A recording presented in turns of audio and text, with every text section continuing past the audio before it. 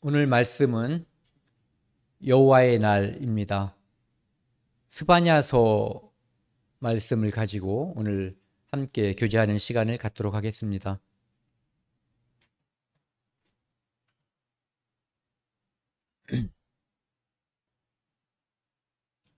오늘 주제 말씀 함께 읽겠습니다. 스바냐서 1장 14절 말씀입니다.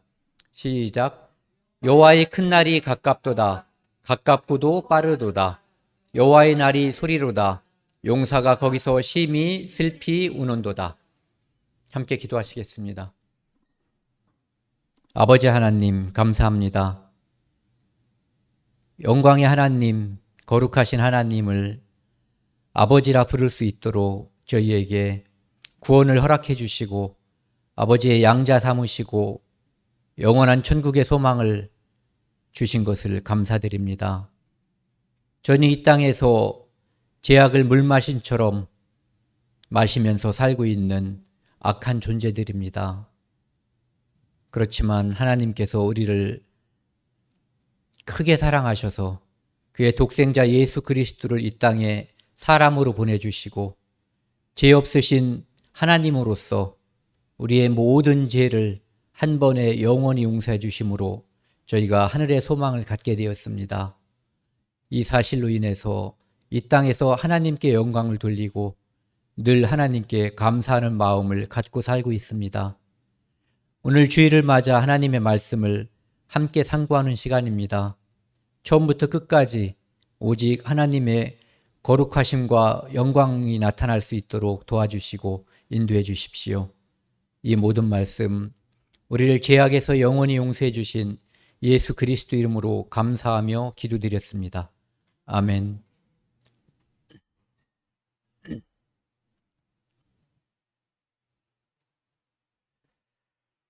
오늘은 스바냐서입니다. 그리고 제목이 여호와의 날.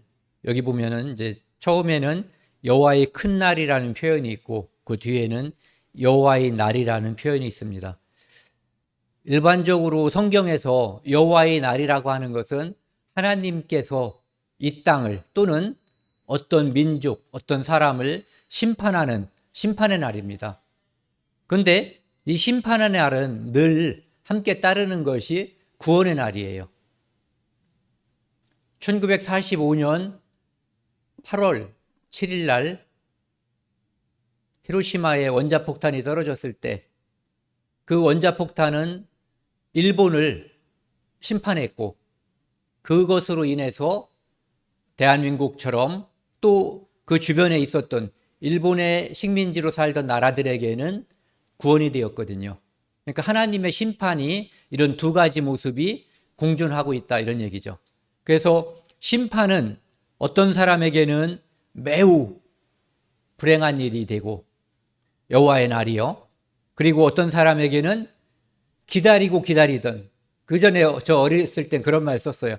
아 기다리고 기다리던. 그러니까 방학이 가까워지면은 우리가 이제 그런 표현을 썼거든요.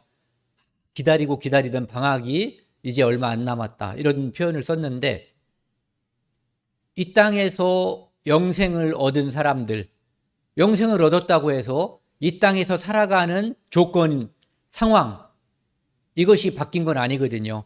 그러다 보니까 다른 사람들보다 하나님의 자녀로서의 삶의 모습을 누구에게 보여주기 위해서가 아니라 내가 그렇게 살아야 되기 때문에 더 어려움이 있을 수도 있는 거예요. 그렇기 때문에 구원받은 사람들은 늘 고대하고 기다리는 날이 바로 이 날이거든요. 여호와의 날. 하나님께서 이 땅에 다시 오실 날. 그리고 모든 악한 자를 심판하시고 하나님을 믿는 믿음의 사람들을 하나님께서 보호하시고 그의 사랑으로 감싸는 날. 이것이 바로 여호와의 날이거든요. 그런데 이 여호와의 날이 여기 보시면은 가깝고도 빠르도다. 이 날이 굉장히 우리는 오늘이 힘들면 힘들수록 오늘이 고단하면 고단할수록 이 날을 더 사모하는데 그렇게 사모하면 사모할수록 느껴지는 것은 도대체 하나님은 언제 오시는 거야? 이 생각이 드는 거죠. 저 나쁜 사람들, 악당들은 하나님께서 언제까지 그냥 내버려 둘 건가라고 하는 의문을 갖게 되는 거예요. 그런데 하나님은 가깝고도 빠르도다. 금방 다가온다는 거예요. 그래서 옛날에 어떤 별자리에서 보면은 하나님의 심판, 예수님께서 이 땅에 다시 오시는 그날을 표현한 것을 보면은 독수리가 이 땅에 있는 먹이를 발견하고 그대로 수직으로 하강하는, 그러니까 독수리가 평상시 날아다닐 때는 날개를 펴죠. 그때는 속도를 위한 것이 아니라 그 바람의 흐름을 타기 위해서 날개를 펴는 거거든요.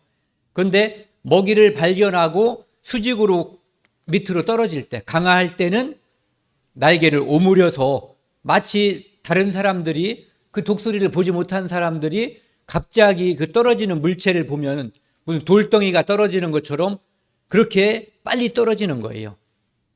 그렇게 하나님께서 이 땅에 다시 오실 때, 예수님이 이 땅을 심판하러, 우리를 구원하러 오실 때는 그렇게 빨리, 엄청나게 빨리 그렇게 오신다라고 약속을 해주셨거든요. 그렇기 때문에 그날은 너무너무 가깝고 빠르다, 이런 얘기예요. 제가 자주 말씀드리지만은 우리가 지나간 시간을 생각해 보면은 정말 순간이라고 하잖아요. 순간이라는 얘기가 눈 깜빡할 사이라는 거거든요. 지나간 시간은 정말 눈 깜빡할 시간에 우리가 계산 또는 되돌이켜 볼 수가 있어요. 그래서 내가 오늘 시간이 만약에 더디 간다, 또 오늘 시간이 너무너무 지루하다, 이렇게 생각이 된다면 내가 정말로 해야 될 일을 하지 않고 시간을 쓸데없이 보내고 있다라고 하는 증거일지도 몰라요. 정말 시간이 빨리 가고 여호와의 날은 순식간에 닥칠 거거든요. 그런데 지금은 하나님께서 이 시간을 허락한 것은 고린도후서 6장 2절에 나와 있는 것처럼 지금은 은혜 받을 만한 때고 지금은 구원의 날이기 때문에 그래요.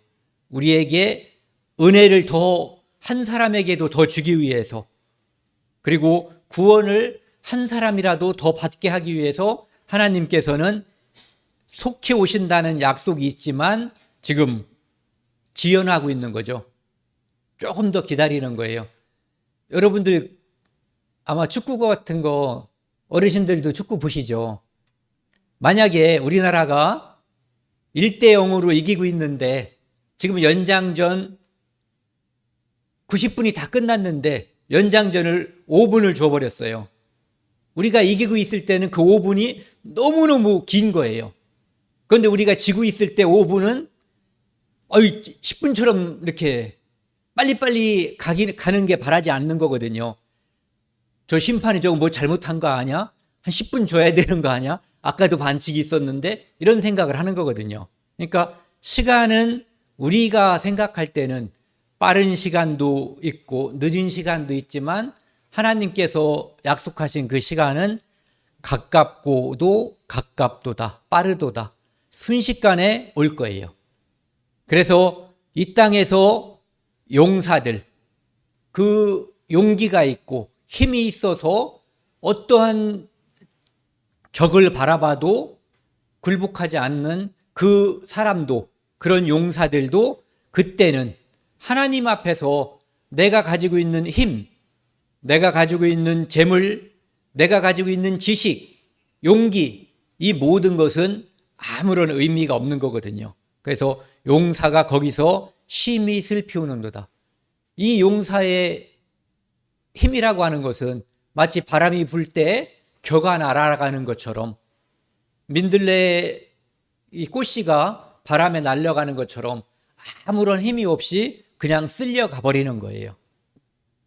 그래서 만약에 여호와의 날이 내년에 온다면, 내일이라면, 1시간 뒤에 그날이 온다면 나는 무엇을 해야 할까? 그리고 나는 지금 준비가 되어 있는지, 또는 내 가족은 다 준비가 되어 있는지 이런 것들을 늘 생각을 해보셔야 돼요. 스바냐서를 간략하게 정리를 하면은요, 여기 나와 있는 이 말씀은 나중에 오늘 본문 말씀 뒤에도 나오기 때문에 지나가고요. 스바냐서 지난번하고 똑같죠. 심판과 구원의 하나님.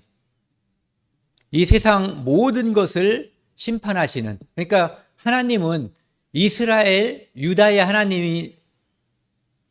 하나님인 것뿐만 아니라 모든 사람의, 모든 나라와 모든 민족의 하나님이시기 때문에 모든 사람을 심판하고 모든 사람을 구원하는 그러한 하나님이라는 거죠.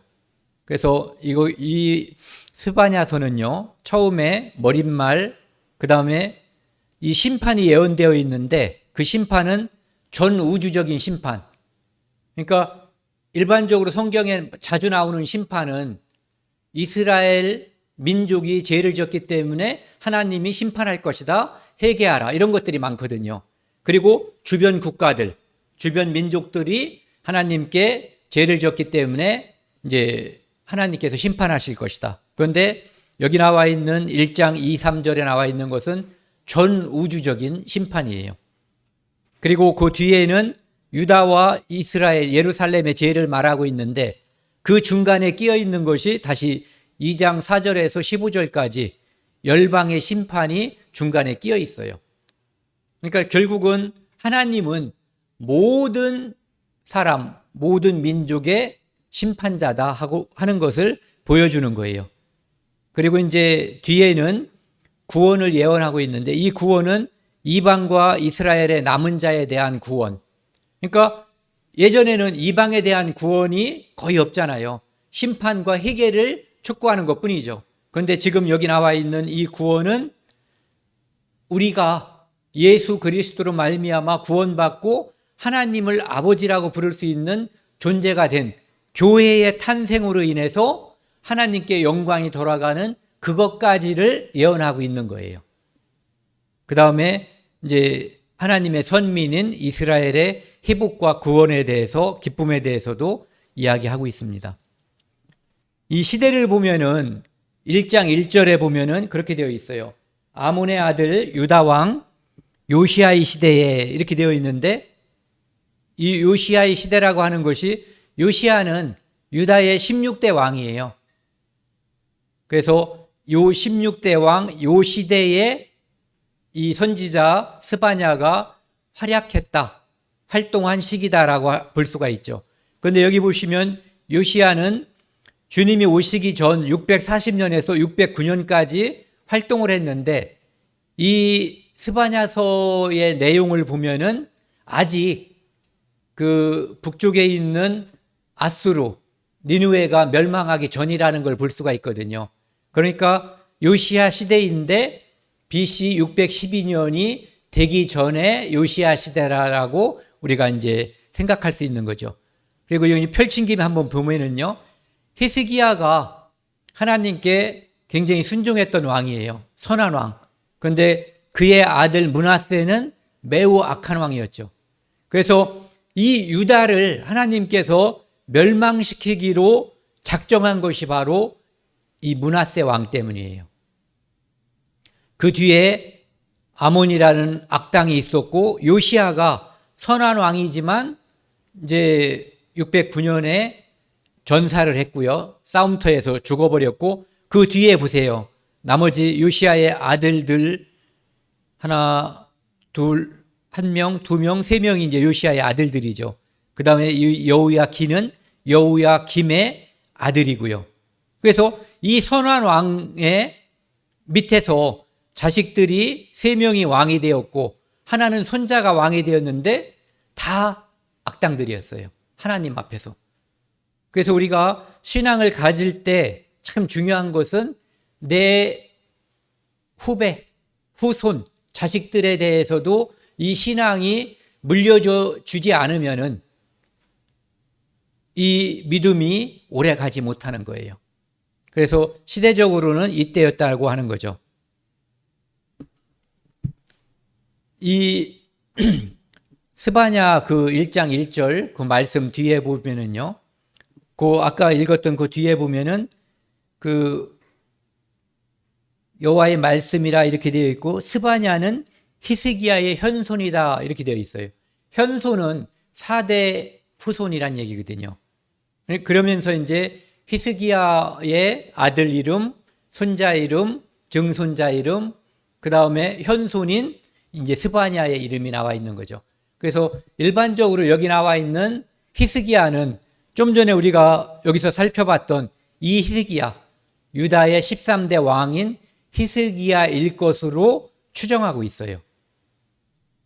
문헌적인 증거는 없고 히스기야이기 때문에 기록했을 거라는 거죠. 보통은 누구의 아들이다라고 이야기 많이 하잖아요. 선지자들이. 아니면 밑도 끝도 없이 그냥 자기 이름만 밝히는데 사대조인 히스기야까지 밝힌 이유는 믿음의 왕이었던 그 모습, 그러면서 자기가 그 믿음을 물려받은 선지자라고 하는 것을 나타나기 위해서 말씀의 권위를 더 세우기 위해서 이야기했을 것으로 보는 거죠.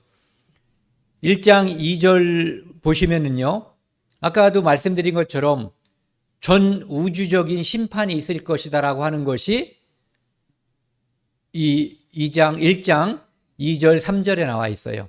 그러니까 여호와의 날 중에서도 여호와의 날인 거죠. 일반적인 여호와의 날이 유다와 이스라엘을 심판하는 날이라면 이 날은 이 지구 전체를 심판하는 날이에요. 이 날이 구원받은 사람들에게는 구원의 날이 될 거예요. 그렇기 때문에 지금은 우리가 여기에 감정, 내 마음이 실어져 있거든요. 그날이 왔으면 좋겠다라는 생각과 아직 내 가족, 내가 사랑하는 누구누구가 구원받지 못했는데라는 생각이 공존해요. 그런데 그날이 진짜 왔을 때는 오직 하나님께서 우리를 구원한 것에 대한 감사와 영광만이 우리를 지배할 거예요. 2절 같이 읽겠습니다. 여호와께서 이르시되 내가 땅 위에서 모든 것을 진멸하리라. 진멸이라고 하는 것은 하나도 남기지 않고 씨를 말려버리겠다는 얘기예요. 예전에 반역을 했을 경우에 주어지는 벌이 3족을 멸하는, 진멸하는, 또는 중국은 9족을 진멸하는 그런 벌을 내렸거든요. 그러니까 남김없이 쓸어버리는 것, 남김없이 다 죽여버리는 것이 진멸이에요. 그런데 여기 나와 있는 이 진멸은 다른 때의 진멸과는 달라요. 일테면은 하나님께서 가나안에 있는 7족속을 진멸하라고 했을 때 그때는 사람들만 죽이는 거였어요. 물론 진멸이기 때문에 남자, 여자, 노인, 아이 할 것 없이 다 죽이라고 하셨죠. 죄의 근원을 다 없애버리라고 하셨던 거예요.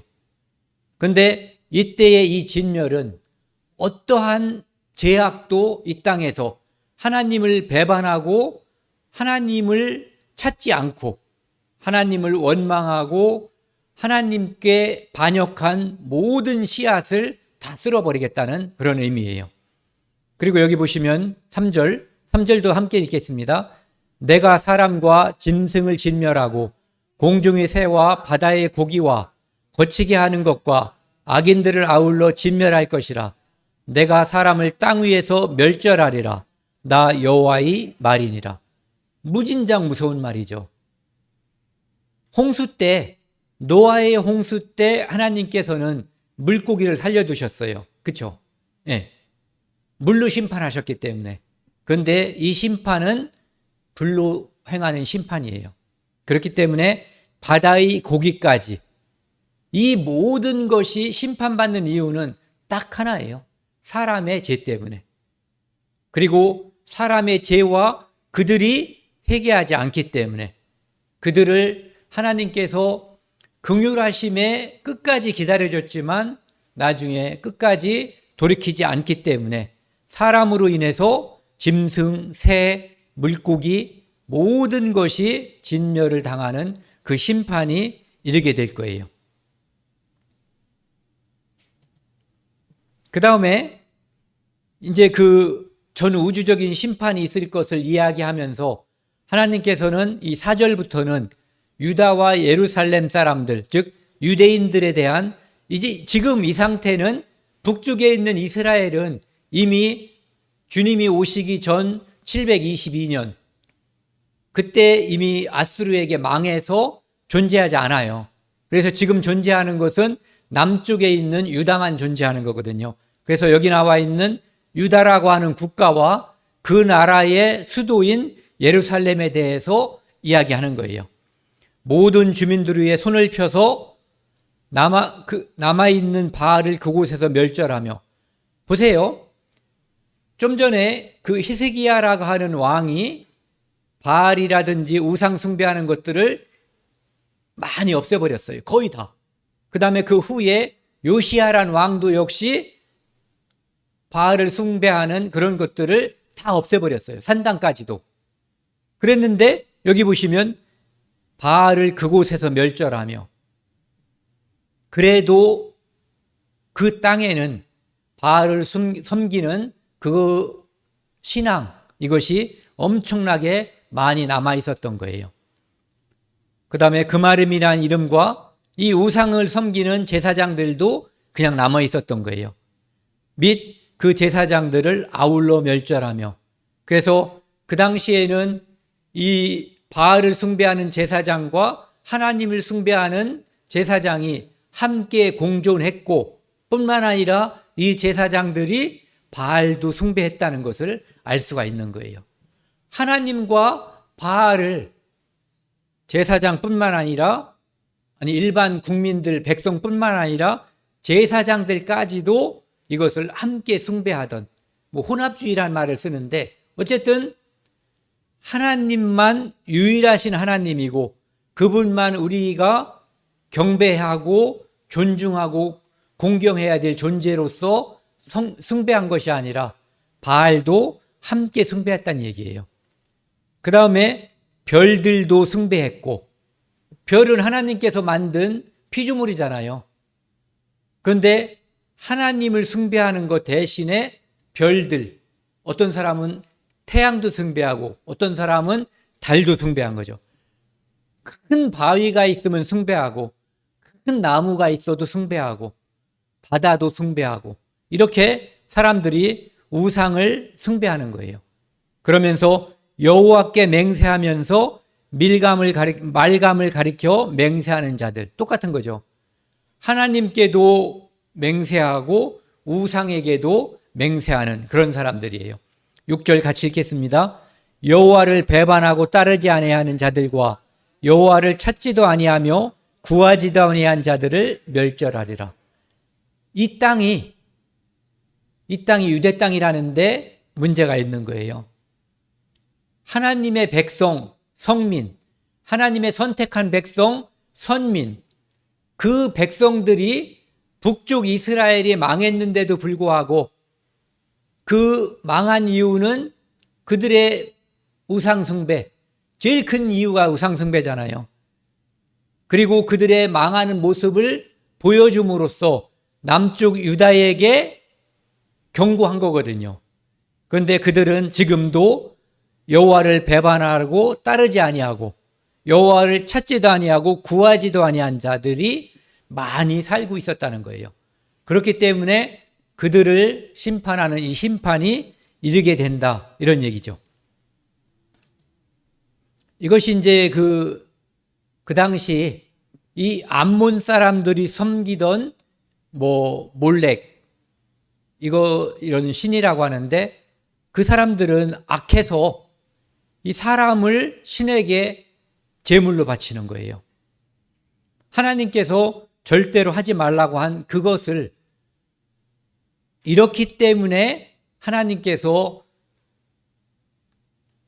가나안 땅에 있는 7 족속을 진멸하라고 한 거거든요. 이런 것들 보고 배울까 봐. 그런데 진멸하지 못했고 보고 배웠죠. 그렇기 때문에 그들에게 임했던 진멸이 예루살렘 사람들, 유다 사람들에게도 그 심판이 이르게 된 거예요. 이것을 막아주고 싶었던 거예요, 하나님은. 그런데 그들은 결국은 이것을 배우고 익혀서 실제 현실에서 이런 짓까지 하게 됐던 거예요. 그러니까 당연히 그들에게 임했던 심판이 유대인들, 예루살렘 거민들에게도 임할 수밖에 없게 된 거죠. 그러면서 그 예루살렘 사람들, 유대 사람들에게 임할 그 멸망 이런 것들을 보면은요, 여호와께서는 복도 내리지 아니하시며, 예루살렘 사람들, 유대인이 이렇게 생각한다는 거예요. 옆에 있는 암몬 족속, 블레셋 사람, 애굽 사람이 그렇게 생각하는 것이 아니라 유대인들이, 하나님은 예전에 그 마음에 어리석은 사람들이 생각하는 게 그거잖아요. 하나님이 없다 하도다. 바로 하나님, 우주와 천지 만물을 창조하신 하나님을 없는 것처럼 취급하는 거예요. 여호와께서는 복도 내리지 아니하시며 화도 내리지 아니하시리라 하는 자들이 있다는 거예요. 그래서 그들을 하나님께서 등불로 두루 찾아 벌하리니, 밤중에 하나님께서 등불을 켜고, 이제 사람들이 이해하기 쉽게 하는 거죠. 밤은 어두우니까 안 보이잖아요. 그러니까 등불을 켜서 사람들에게 누가 죄인인가, 누가 이렇게 하나님을 우상처럼 여기고 있는가를 찾아서 심판한다는 얘기예요. 사람의 영혼은 여호와의 등불이라. 사실은 하나님께서 등불을 켜지 않아도 이 더러워진 양심은 하나님하고 다 연결이 되어 있기 때문에 하나님께서 그때 모든 것을 다 보고 알고 계시는 거죠. 예. 그들의 재물이 노략되며, 이 심판은 이렇게 임할 거라는 거예요.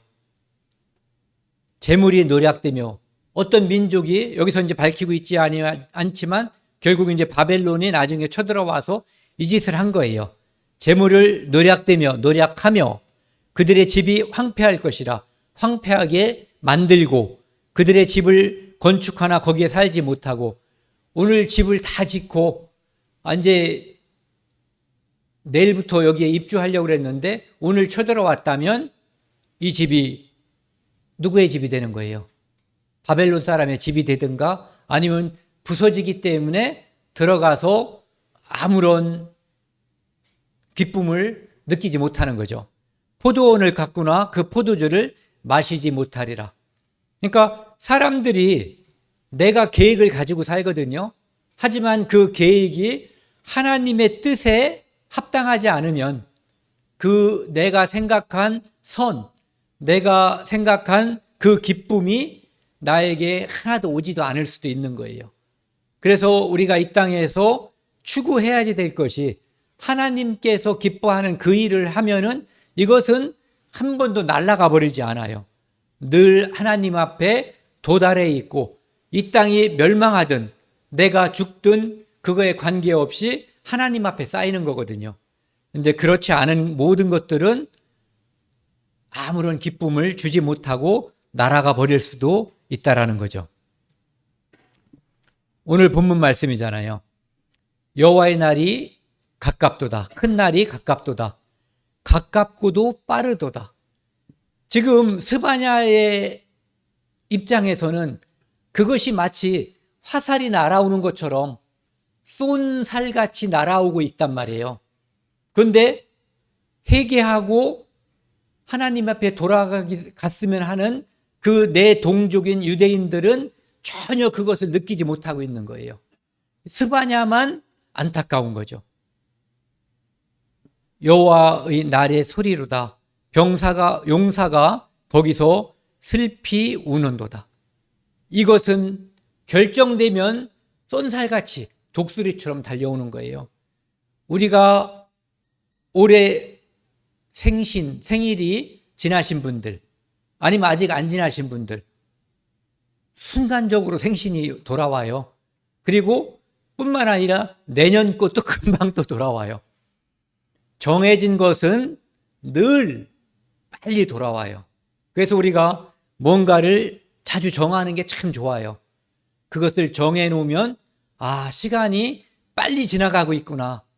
내가 무언가를 빨리 꼭 해야 되겠구나 하는 생각을 그때그때마다 더 하게 되는 거죠. 그날은 아까는 여호와의 큰 날이라고 했고 여기서는 그날이라고 했어요. 여호와의 날, 나중에 이제 신약 성경으로 돌아오면 이 여호와의 날이 주의 날이 되는 것이고 그리스도의 날이 되는 거죠. 구약 사람들에게는 여호와의 날이에요. 우리는 그 날이 그리스도의 날이 될 것을 알고 있어요. 예수님께서 재림하시는 날, 모든 것이 마무리되는 날이에요. 그날은 분노의 날이요, 환난과 고통의 날이요. 심각한 날이죠. 황폐와 패망의 날이요. 성경에 이렇게까지 심하게 연속으로 이렇게 심한 용어들을 쓰는 데가 거의 없는 것 같아요. 캄캄하고 어두운 날이요, 구름과 흑암의 날이요. 영화 같은 거 보면은 이제 징조, 전조를 보여주죠. 앞으로 나쁜 일이 있을 것 같으면은 음악이 이상한 음악이 나오고 푸르스름한 조명이 깔리고 먹구름이 쫙 깔리면서 어두워지는 바로 그런 날이라는 거예요. 나팔을 불어서 경고하고 모든 성읍에 높은 망대를 치는 날. 이 높은 곳에서 적이 오면은 우리가 어떻게 막을 것인가를 다 준비하고 있었는데 그 모든 것도 소용없는 그런 날이 될 거란 얘기예요.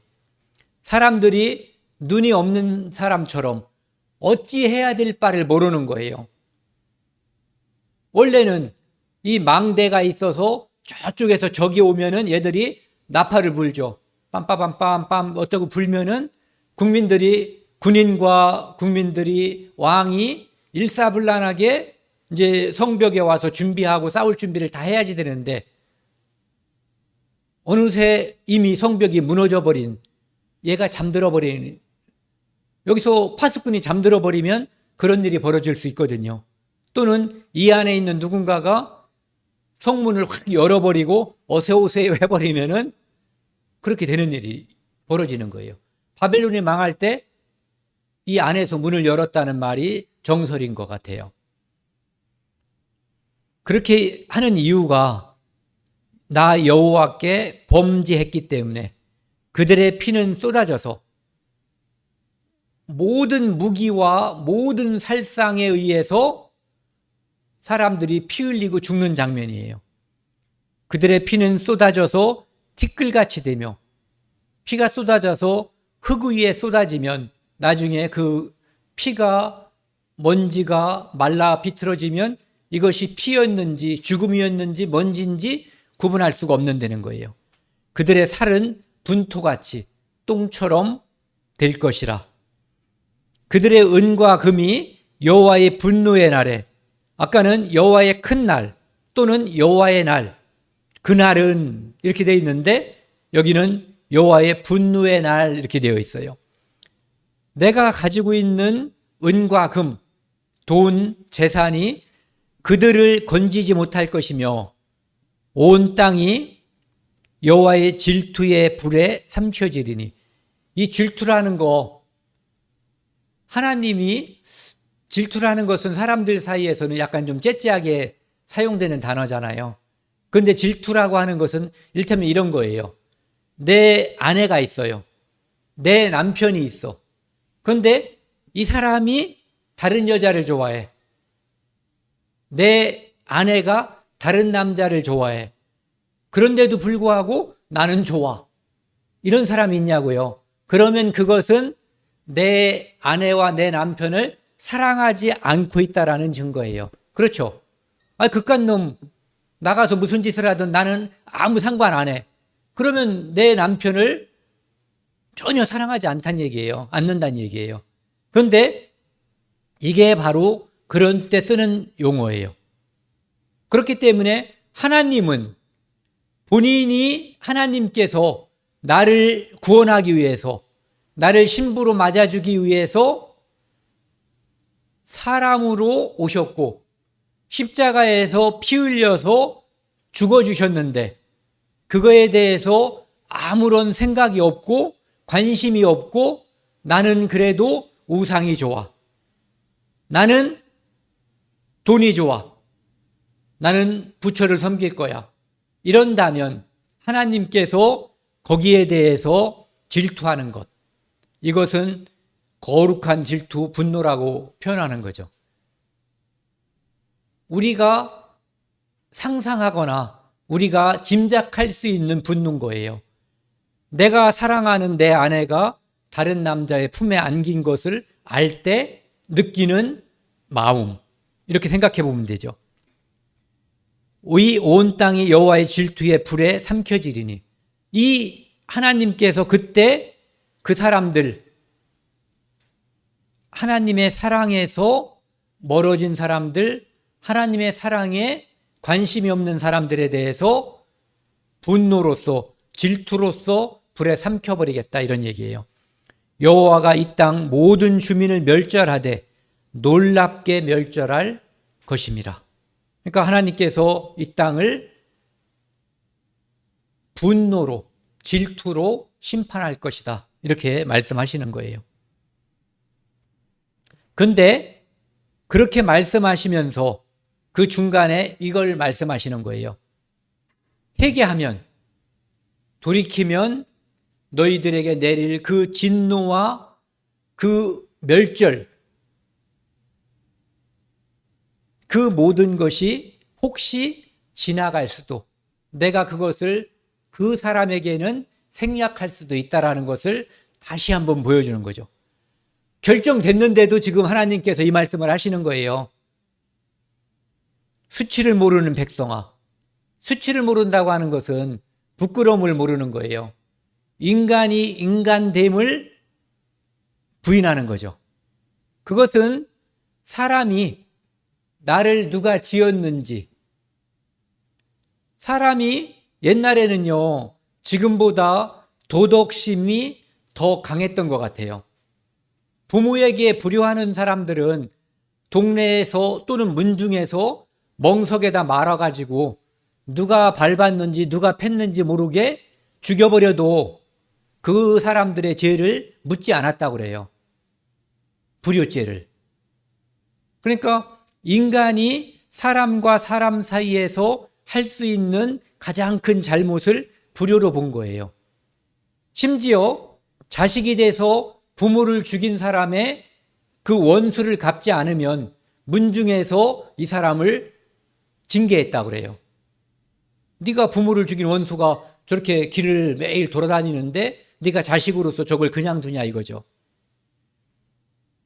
그것이 수치를 모르는 백성의 한 단면인데, 여기서는 하나님을 모르는 사람들을, 수치를 모르는 사람들, 내가 누가 나를 만들었는지, 내가 오늘 먹은 음식과 물이, 공기가 어디서 왔는지, 오늘 햇빛을 쬐기 때문에 내가 심은 곡식들이 잘 자라서 가을이 되면 취소할 거라고 지금 기대하고 있는데 그 태양을 누가 만들었는지, 누가 주셨는지에 대해서 관심이 없고 엉뚱한 태양에게 절을 하고 또 자기가 만들어 놓은 어떤 우상에게 절하는 사람들, 그 사람들에게 하나님께서 모일지어다, 모여서 회개하고 나에게 돌아와라, 이렇게 얘기하는 거예요.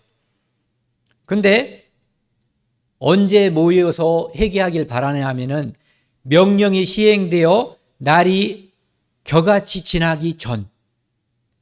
아까도 바람의 겨는 그냥 쉽게 휘휘 날려가는 거거든요. 무게감을 못 느껴요. 내 목숨이 겨처럼 사라지기 전, 그때 회개하고 하나님께 돌아오란 얘기예요. 그 전, 여호와의 진노가 너희에게 내리기 전, 이미 내려버리면 소용이 없다는 거죠. 여호와의 분노의 날이 너희에게 이르기 전. 이 세 번의 전이라는 표현을 쓰고 있어요. 그 전에 그리할지어다. 어떻게 하라고요? 모여서 겸손한 자가 되고 하나님께 낮아져서 회개하라는 거예요. 겸손한 자들아 너희는 여호와를 찾으며, 내가 누구인지를 찾는 게 여호와를 찾는 거예요. 내가 어디서 왔는지를 아는 사람은 여호와를 찾은 거예요. 공의와 겸손을 구하라. 이 땅에서 가난한 자들에게 내가 인간으로서 대하는 것, 이게 공의거든요. 내가 대접받고 싶은 대로 남에게 대접하는 것, 모든 사람에게 공평하게 대접하는 것이 공의예요. 그리고 겸손이라는 말도 하나님을 공경하고 하나님을 따르는 것. 그러면 다른 사람도 저분도 나와 똑같은 피조물이야. 하나님의 사랑이 그에게도 있어. 그래서 그에게도 공손하게 대하는 거예요. 이게 공손이에요. 하나님을 인정할 때 사람은 공의로울 수가 있고 겸손할 수가 있는 거거든요. 그러니까 그것을 인정하지 않는 사람들의 겸손과 공의는 가짜예요. 사람들에게 보여주기 위한 것이죠. 혹시 그렇게 구하면, 왜 혹시라고 했을까요? 하나님은 이미 정해버렸어요. 여호와의 분노의 날에 숨김을 얻으리라. 이 스바냐라고 하는 사람의 이름의 뜻이 여호와께서 숨겨주신다, 이런 뜻을 가지고 있어요. 그래서 스바냐가 의도적으로 이 표현을 쓴 것 같아요. 하나님의 진노, 하나님의 분노가 있을 때 그 앞에 회개하고 공손히 나아가는 자는, 겸손한 자는 하나님께서 그 진노에서 가려주실 것, 숨김을 얻을 수 있으리라, 이렇게 되어 있는 거죠. 당시에 이제 우리가 살펴본 이제 스바냐 2장 1절부터 3절까지 살펴봤는데요. 그 뒤에는 그 예루살렘과 그 주변에 있는 나라들에 대한 심판을 이야기하고 있어요. 그 심판은 그 당시에 이제 최대 강국이 이 나라잖아요. 아수르. 그래서 여기가 유대 땅이기 때문에 북쪽에는 아수르가 있고, 유대에서 이제 멸망시킬 나라들에 대해서 경고하는데, 이 좌측에 있는 블레셋 민족을 이야기하고 있어요. 그리고 이 밑에 있는 어디를 말하냐면은 구스를 말하고 있어요. 그럼 왜 애굽을 말하지 않았을까 생각을 해보면, 애굽은 이미 망했어요. 애굽에 지난번에 말씀드렸던 노아문이라고 하는 데가 BC 663년에 망했거든요. 그리고 이 예루살렘의 우측에 있는 모압과 암몬에 대해서 이야기하고 있어요. 그것을 좀 더 상세한 지도를 보시면은요, 여기에 있는 이 유다 땅에서 좌측에 있는 블레셋, 여기 나와 있는 아스돗, 아스글론, 가사라고 하는 도시를 말하고 있고요. 그 다음에 우측으로는 모압과 암몬을 말하고 있어요. 그 다음에 이쪽 위에 있었던 아수르, 니느웨를 말하고 있었고, 니느웨는 아직 망하지 않았지만 노아문은 망한 상태이기 때문에 밑에 있는 구스를 이야기하고 있는 거죠. 이 나라들이 망할 것. 그러니까 예루살렘을 중심으로, 유다를 중심으로 바라본다면 동, 서, 남, 북 모든 나라, 그러니까 하나님께서는 예루살렘, 유다만 관장하고 관리하는, 운영하는 하나님이 아니시라 모든 나라, 모든 민족을 하나님께서 통치하는, 그들이 지혜를 묻는 전지전능하신 하나님이시라고 하는 것. 그러니까 열방에 대한 심판을 이야기하고 있는데, 여기 나와 있는 동서남북은 그 동서남북뿐만 아니라 모든 나라, 여기에 열거되지 않은 그 나라들도 하나님 앞에 회개하고 엎드리지 않으면 멸망과 심판이 있을 것을 이야기하고 있는 거예요. 그러니까 모든 나라가 제약 중에 하나님 앞에 심판받고 멸망받을 것을 말씀하고 있는 거죠. 그 다음에요. 3장에 가면은 다시 예루살렘이 유다가 어떤 죄를 짓고 있는가를 또 한번 말씀하고 있어요. 그들은 여기서 말하는 이 성읍이라고 하는 것은 예루살렘을 말하는 거예요. 유다의 수도. 그런데 그것은 패역하고 더러운 곳, 포악하다. 그 사람들에게 함부로 하는 거예요. 그리고 우상을 섬기기 때문에 더럽고, 그리고 사람과 사람 사이에 아주 잔인하기 때문에 포악한, 하나님의 백성에게 하나님께서 원하는 것은 자비거든요. 공의거든요. 그런데 그들의 모습은 이런 모습으로 전락해버린 거예요. 그가 유대 사람들이 명령을 듣지 아니하며 교훈을 받지 아니하며 여호와를 의뢰하지 아니하며 하나님을 안 믿고 옆에 나라를 믿든지 또는 우상을 믿든지 한다는 얘기예요. 자기 하나님께 가까이 나아가지 아니하였도다. 그렇기 때문에, 이런 모습이기 때문에 그들은 심판받을 수밖에 없다. 이런 얘기예요. 그런데 하지만 다른 나라들에 대해서는 심판만 나와 있는데 이 유다에 대해서는 회복될 것. 그들이 아직은 바벨론의 포로가 되어 있지 않지만 포로가 된 다음에 돌아올 것. 그리고 심지어 이 땅에 메시아 예수 그리스도가 오심으로써 그 중에 얼마가 예수 그리스도를 믿을 것. 그리고 그들을 통해서 주변 나라들에게 복음이 전해지고 그들이 하나님을 모르던 사람들이 이제는 하나님을 알고 하나님께 영광을 돌릴 것이 이 뒤에 나와 있는 거예요. 유다의 모습을 또 보면은요, 방백들, 지도자들은 부르짖는 사자요. 사자가 이제 여기에 양이 한 마리 있어요. 사슴이 있어요. 불쌍히 여기는 마음이 있나요? 그냥 잔인하게 그냥 먹어 치우는 거잖아요. 잡아가지고. 그런 모습이라는 거예요. 지도자들이. 재판장들은 이튿날까지 남겨두지 않는, 두는 것이 없는 저녁 일이요. 여기 음식이 뭔가 한 마리를 잡았어요. 그냥 양을 한 마리 잡았다고 치자고요. 그런데 이 재판장들은, 이 사람들도 재판에 있는 사람들이니까 지도자들이죠. 그것을 아침까지 남겨놓지 않고 다 먹어치우는, 그러니까 백성들을 착취하는 그 모습인 거예요. 이리 같은 모습. 선지자들은 하나님께 들은 말씀을 백성들에게 선포함으로써 그 백성들이 회개하고 하나님께 돌아오게 해야지 되는데 그들은 경솔하고 간사한 사람들이요.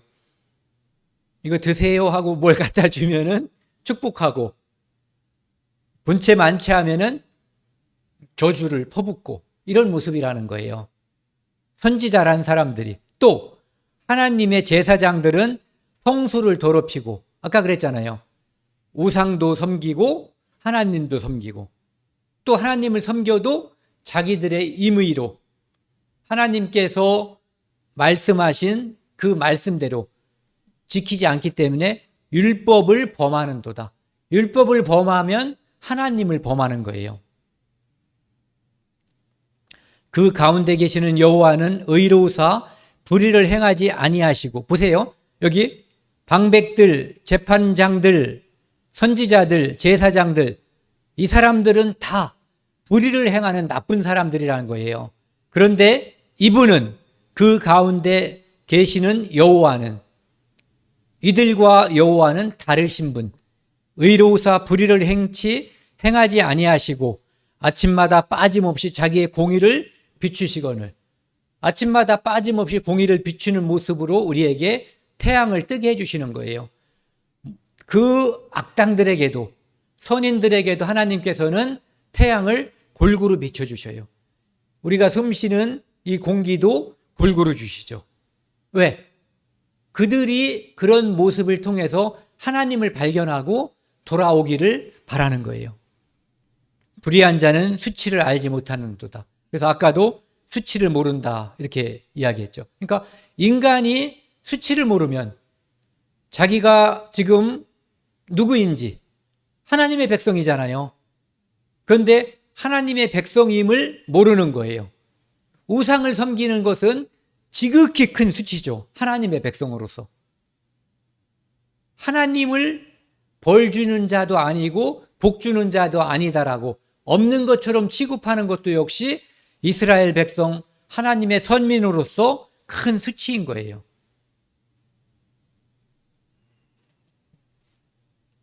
그런데 시간이 지나면 하나님께서 이스라엘에게 또 그 주변 백성들에게 이러한 은혜를 주겠다는 거예요.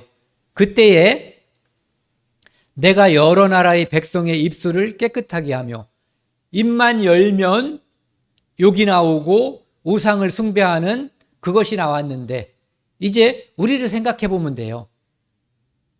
제가 하나님을 모를 때 제 입에서 하나님을 찬양하고 예를 들어서 제 입에서 부모님을 공경하고 내 이웃을 사랑하는 말이 나왔다고 해도 그런 게 잘 나올 리도 없겠지만 나왔다고 해도 내가 어디서 나왔는지 나를 창조하신 하나님을 알지 못하고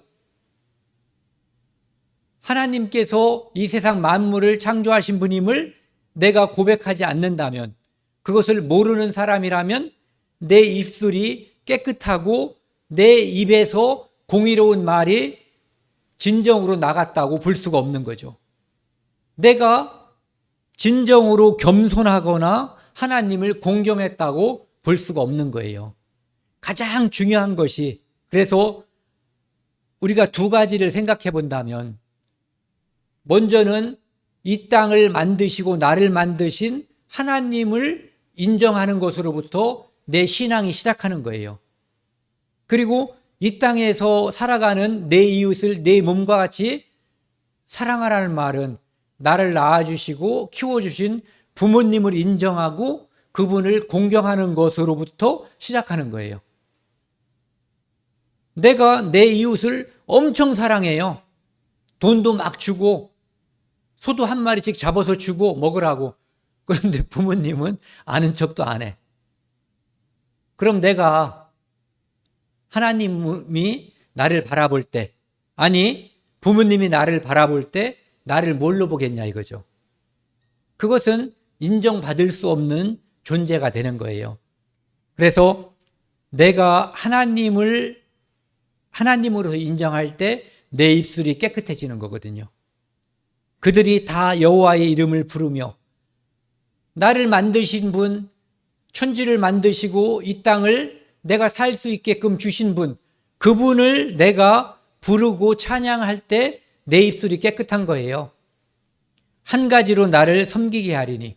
그런데 이스라엘 민족은 그곳으로부터 멀어져 갔는데 먼 훗날 예수님이 이 땅에 오시면 이스라엘 중에서도 그리고 아까 보여드렸던 그 예루살렘을 중심으로 동서 남북에 있는 그 모든 나라들이 하나님께 대적함으로써 심판을 받았지만 그 모든 나라들이 또 예수 그리스도를 믿는 믿음으로 말미암아 하나님께 영광을 돌리는 깨끗한 입술이 되어서 하나님을 한 가지로 섬기는 그날이 올 것까지도 스바냐에서는 예언하고 있는 거예요.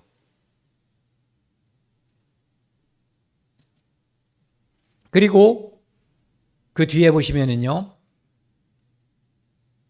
아까 맨 위에 있었던 말씀이죠. 스바냐를 요약했을 때 함께 읽겠습니다. 너희 하나님 여호와가 너희 가운데 계시니 그는 구원을 베푸실 전능자이시라.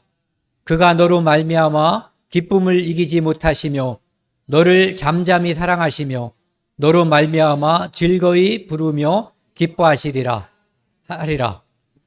이 하나님은 구원을 베푸시는 분이에요. 네. 오직 제사함을 하시는 분은 하나님 한 분이시죠. 마가복음 2장 7절에도 이제 그 말씀이 있어요. 예수님께서 내가 제사함을 받았다라고 하니까 중풍병자에게 내가 병이 나았도다 하지 않고 제사함 받았다고 했을 때 이제 바리새인들이 예수님께 시비를 건 장면이죠. 그것은 바로 그분이 제사함을 할 수 있는 하나님이시라는 것, 구원을 베푸시는 하나님이시고 전능자라고 하는 것을 알려주신 거거든요. 오직 하나님만이 구원을 베푸시는 전능자예요. 이 찬송가도 있죠, 이 노래.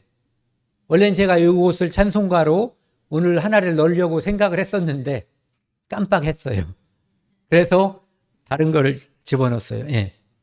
그분이 우리를 얼만큼 기뻐하시면 여러분들이 아기를 낳아놓고 그 아이가 여러분에게 소고기를 갖다가 바치거나 돈을 많이 벌어서 여기 있습니다 어머니 하기 전에 그냥 그놈이 깜빡깜빡이 아니라 방긋방긋 웃을 때 그때 자 보세요. 그가 너로 말미암아 기쁨을 이기지 못하시며 엄마가 자식을 보고 이때 이 아이가 무엇을 해서 느끼는 게 아니에요. 그가 내 자식이기 때문에 내 자식으로 태어났기 때문에 나에게 주는 기쁨이에요. 이것을 하나님이 느끼신다는 거예요. 잠잠히 사랑하시며 그 사랑이 너무 크기 때문에 가만히 있어도 그 사랑이 드러나는 거예요. 엄마가 애들을 바라보고 이렇게 있으면은 이 엄마가 사랑해라고 말하지 않아도 사랑함이 표시나는 거예요. 예. 너로 말미암아 즐거이 부르며 기뻐하시리라. 좀 전에 예를 든 어떤 그 모습을 생각해 보면은 하나님께서 우리를 얼마나 사랑하는지 알 수가 있어요. 이것은 이 땅이 마지막 심판이 있을 때 모든 나라, 이스라엘을 포함한 모든 나라의 복음이 전해지고 모든 동서남북에서 하나님을 찬양하고 그리고 모든 사람들이 하나님께 돌아와서 하나님을 구세주로 영접하고 같이 기뻐할 때 그때의 모습이에요.